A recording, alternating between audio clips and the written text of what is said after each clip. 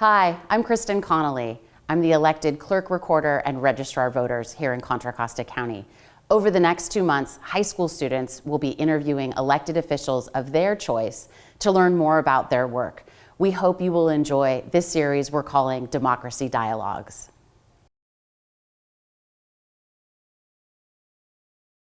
Hello, my name is Armaan Raza and I'm a rising senior in Orinda. Today I'm interviewing Lynn Mackey, the Contra Costa County School Superintendent. So tell me, for both me and viewers at home, what is it like being the Contra Costa Superintendent and what is your day-to-day job like? So my day-to-day job, I was elected in 2019 and I've been serving as the superintendent since there. I run the County Office of Education, which is an agency that both does oversight and support for our 18 school districts in Contra Costa County, as well as the charter schools that are in Contra Costa County. We do our day-to-day, like right now is budget season, so all the school districts are turning in their budgets that their school board approved, and then we will go through it and make sure it is all in compliance and either approve it or work with them. And then we will also look at their school plans, their LCAP plans, to make sure that they are in compliance, and then we also provide support such as professional development for teachers and administrators, and then we also run our own schools as a County Office of Education. So we run schools in juvenile hall, the county jails. We do some CTE, career technical education, and ROP in the school districts, as well as a school for students who might be expelled or just need an alternative placement from their school district. So speaking on budgets, you said that you kind of oversee the budgets for different districts. Seeing that schools are kind of known in the news for having problems with budgets and budget cuts, do we have that problem in the Contra Costa County? And if we do, how do you deal with those hard decisions? So it really depends. Countywide, we're all okay. All of our budgets right now, except for one, are in a positive certification. And that's what we want. When we submit it to the state, you want to be in a positive certification. As you know, we have a very diverse, economically diverse county. So we have schools that you would think are very affluent. However, they don't get all the auxiliary or all the supplemental dollars that a school that might not be so affluent gets. And so you have schools like even in Orinda, which ends up being one of the lowest funded school districts in our county because they don't have a really high number of students who have special issues, right, that need supplemental funding. So what we do is we work with the school districts. They'll turn in a budget and then we'll go through it. We have one district right now that we're working really closely with. They're a larger district in our county, and they are really grappling with some budget issues, and it's because they have declining enrollment. That is happening throughout most of our county right now, which is declining enrollment. And the way we are funded as in our state is it's based on attendance. So you have to have students attending in order to get those dollars. So when you lose students or they start becoming homeschooled or they enroll in private school, you lose money, even though you need the same supports and access that you did with more students. So, yeah. So you mentioned that you started this in 2019. Yeah. Obviously, COVID was a big impact on education. What did you see as problems arise during COVID, and how has that changed the education landscape since we started? Well, of course, the biggest thing was just that we shut down, right? We shut down to keep people safe, to keep our hospitals, safe, to keep all our students safe. We did shut down, and that caused quite a bit of havoc for students. So some students had the access and opportunity to be able to do really well from staying at home, being virtual. They might have had people in their household to be able to support them. And then some households didn't. You had two parents that really needed to work from home. You had students that were just, didn't have as much adult support. So you really did see a disparity in that area. And then you had students that were losing family members, that really, really tragic things were happening. And then we had students that weren't really affected at all by it. So we saw that reading supports, the kind of early education was a challenge, because you as an older student may have been able to access the technology better than the little ones coming up, right? So the ones that are learning their early literacy probably, to me, was the biggest struggle and the hardest. So now, fast forward, we're all back in session. We spent, since we've been back, a lot of resources. All the school district got resources to try to do interventions and provide opportunities for students that were falling behind. A lot of tutoring resources, a lot of just additional support. And now those funds are going away. Those funds are starting to roll off, even though I think as a society and as a county, we know that all those services are still needed in our county for those students. So that is a struggle, is where are we going to make the cuts that are going to need to be made, because the dollars related to COVID we're losing those. And how are we going to continue the supports and services that these most at-risk students really need in order to succeed? So quickly on that, seeing that, of course, we've reopened our schools, do you think that the education system has adapted to that, or do you think that we're still recovering, or has it grown and become better since COVID shut down? Well, I think, there's some school districts that really put in place some really good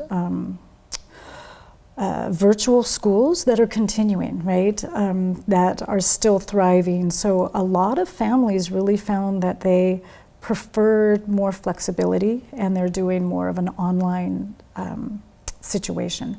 Now, one way that we haven't fully recovered, we still have a number of families just doing straight homeschool, that they've opted out of the public school system, and we had an increase of people going into private schools at the time when the public schools weren't open.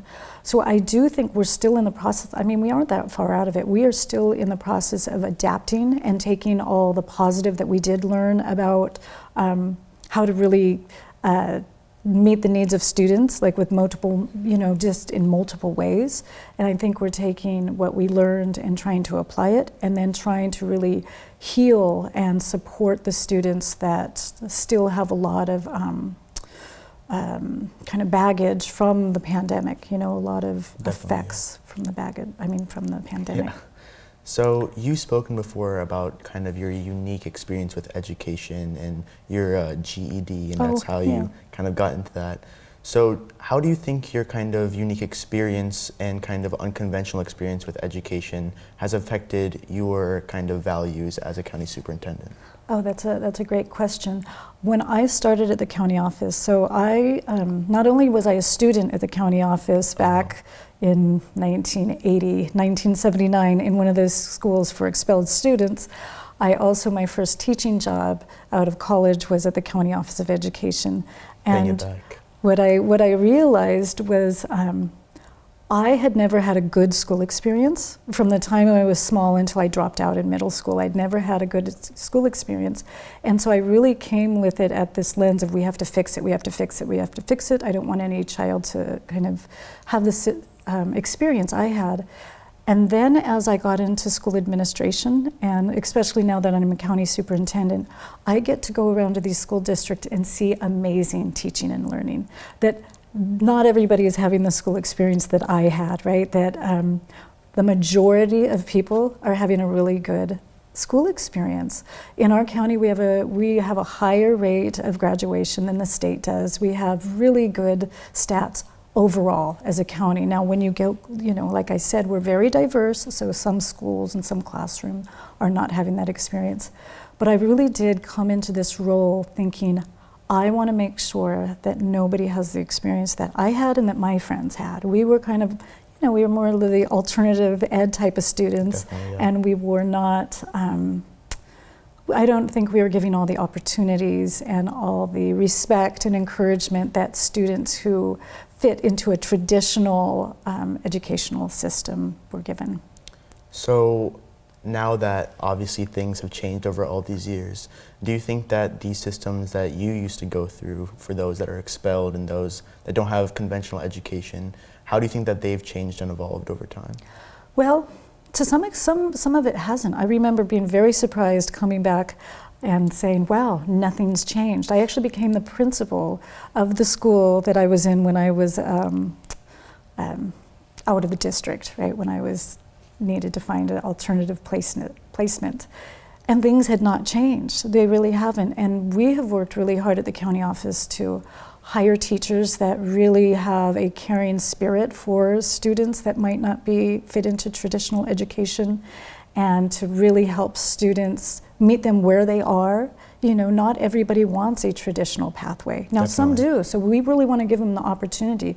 If you want to go back to your district of residence and be successful and get back into a traditional pathway, we want to totally support them. But if you don't, then we will try to work with you to find however it works, whatever your pathway is, so that you can become a successful, productive community member. That's what we want to try to do. You know, I really encourage people to go to community college. That was my saving grace, was going to community college before going to college. And they, you know, it was just an amazing experience. Or into trade schools. Or if you want to do that four-year experience, we want to work with students so that they can have that. That just some mistakes that they may have made in their high school years doesn't set them back. That's amazing, yeah. Yeah. So obviously you've been on all sides of the education sphere, from educated to educator to now superintendent. What do you think now are your biggest concerns with the Contra Costa district for schools?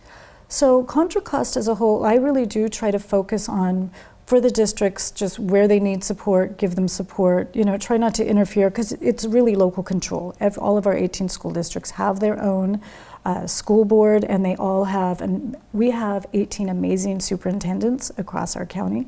So where I need to do my oversight, I do my oversight. Where they need support, I try to find out from them where they need support.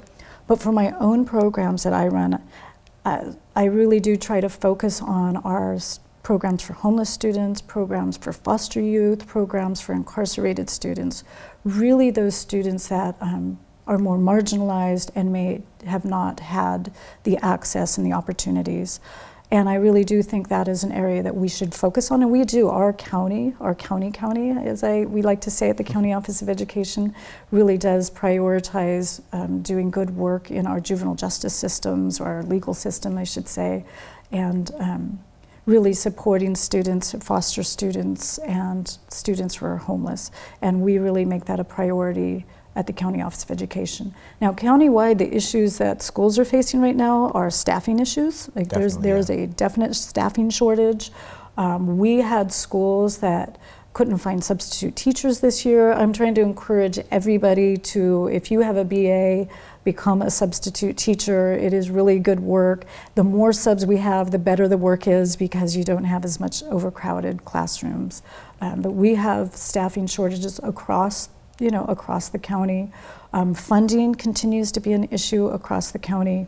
Like I said, some money is being pulled back, and we did get a bit of an increase, but it doesn't match the increase of the services schools are expected now to provide, right? Schools now are expected to provide mental health services, feed everybody, really all these kind of community services, have access to medical and emotional supports on campus, but we aren't necessarily funded to do that. Yeah. I mean, I think every school thinks that's a great model, to have everything available to students all the time. But we aren't funded to do that. And if we want to have really high quality schools that does that type of work, we need funding from the state in order to be able to do that work. No, I definitely know the impact of substitutes. I had a substitute teacher take over my English class, and he was amazing. Oh, good. Shout out Mr. Modelewski. Excellent. Speaking on mental health, you talked about how kind of a lot of schools are expected to deal with that burden, even though it's not always they're not always able to. Now that mental health has become a more prominent issue for younger generations, how do you feel that that's kind of bled into the education side of their lives, and how do you guys plan to deal with those? So I think when we talk about the whole child, right? So we no longer think of students as coming here to schools and just getting their academics, right? We really do think about how are we serving the whole child. And So in our county, we partnered with our county behavioral health, which is an amazing department with Contra Costa County, and we got a fairly substantial grant to provide services throughout the 18 school districts, to train teachers, to train staff on some what we call tier 1, kind of the basic level of understanding around mental health issues, how to support students just kind of on a human level, right? Definitely, you know, there's things you can just do on a human level that will really alleviate anxiety and stress with students, and then it won't compound to become a true mental health issue, right?